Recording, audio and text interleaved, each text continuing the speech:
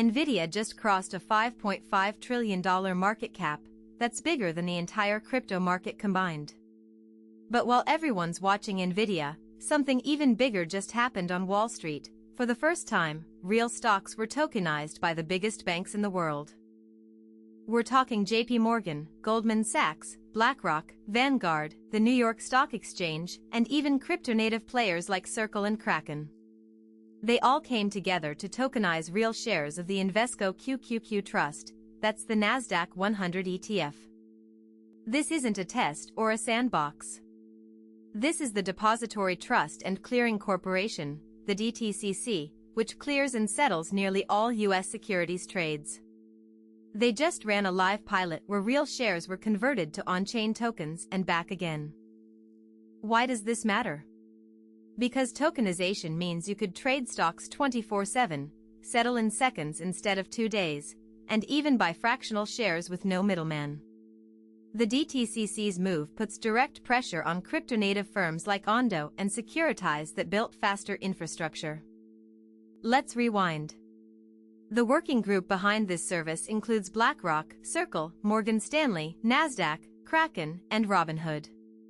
That's the entire financial ecosystem, from the oldest banks to the newest fintech apps, all agreeing on one standard. JPMorgan kicked things off by tokenizing a portion of its Invesco QQQ Trust holdings. The QQQ Trust holds over $200 billion in assets. Even a small fraction tokenized represents hundreds of millions of dollars moving on-chain in real time. But it's not just JPMorgan. Goldman Sachs, BlackRock, and Vanguard also participated. They each tokenized shares from their own portfolios, proving that the infrastructure works across multiple institutions simultaneously. The technology behind it is called the DTCC's Digital Settlement Platform. It uses a permissioned blockchain that connects directly to the existing clearing system. Shares become digital tokens that can be transferred, traded, or redeemed instantly. This is a massive validation for the entire crypto thesis. For years, critics said blockchain was just for gambling and speculation. Now the very institutions that power global finance are using it to upgrade their own plumbing. And it's not just stocks. Just this week, BlackRock also launched 2 tokenized money market products, on-chain shares of the Treasury Liquidity Fund and a stablecoin reserve vehicle. That's another multi-billion-dollar market moving on-chain. These tokenized money market funds combine BlackRock's expertise with blockchain infrastructure while maintaining the liquidity and stability of regulated money market funds. It's the best of both worlds. Meanwhile, back at the DTCC pilot, the ability to convert tokens back to traditional shares is key. It means no liquidity fragmentation. You can hold the token, but if you need the real share for settlement, you can redeem it instantly. This creates a bridge between traditional finance and decentralized finance. Imagine being able to use your Apple stock as collateral in a DeFi protocol, or trade it on a decentralized exchange with no slippage. That's now technically possible. But not everyone wins. Crypto-native firms like Ondo Finance and Securitize built their entire business on being faster than legacy infrastructure.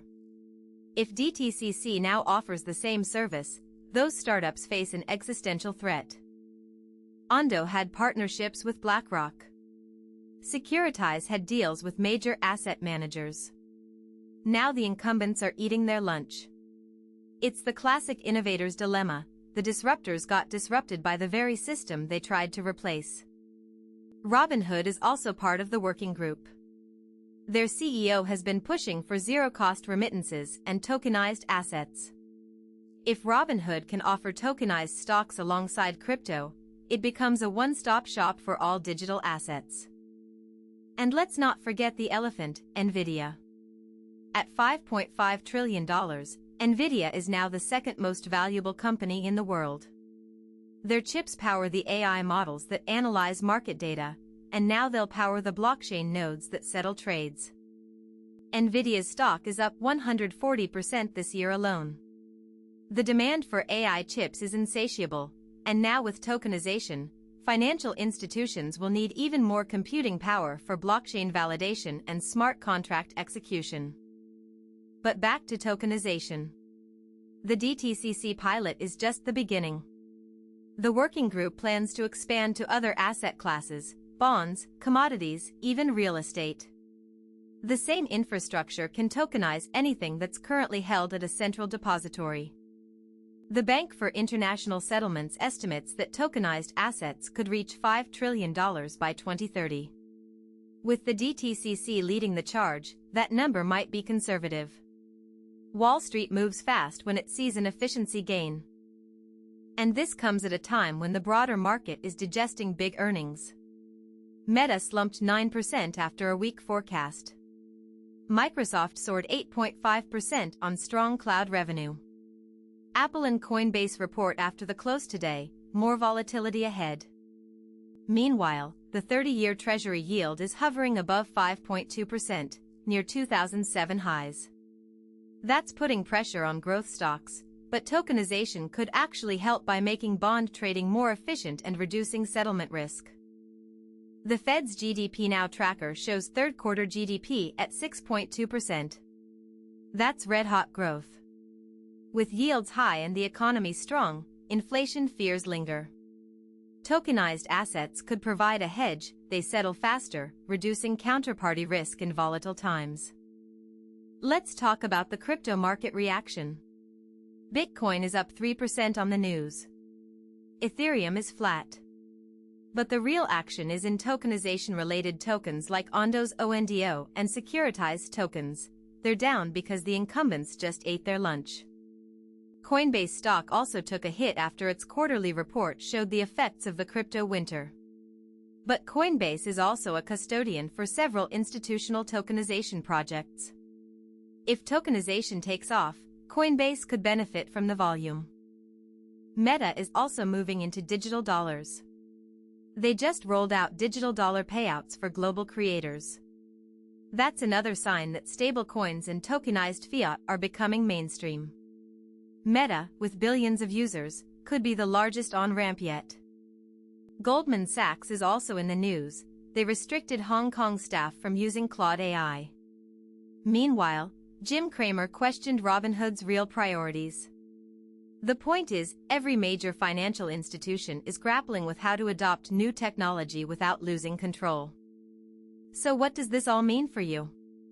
If you own stocks, you'll soon be able to trade them 24/7, use them as collateral in DeFi, and settle trades instantly. If you own crypto, you'll see the line between traditional and decentralized finance blur. The DTCC pilot is a proof of concept that worked. The next step is scaling it to millions of trades per day. If that happens, the entire global financial system will have a blockchain backbone by the end of the decade. Thanks for watching. If you found this breakdown valuable, hit the like button and subscribe to Orvaxon for weekly deep dives into the biggest stories in crypto and tech. We'll be back soon with more. See you next time.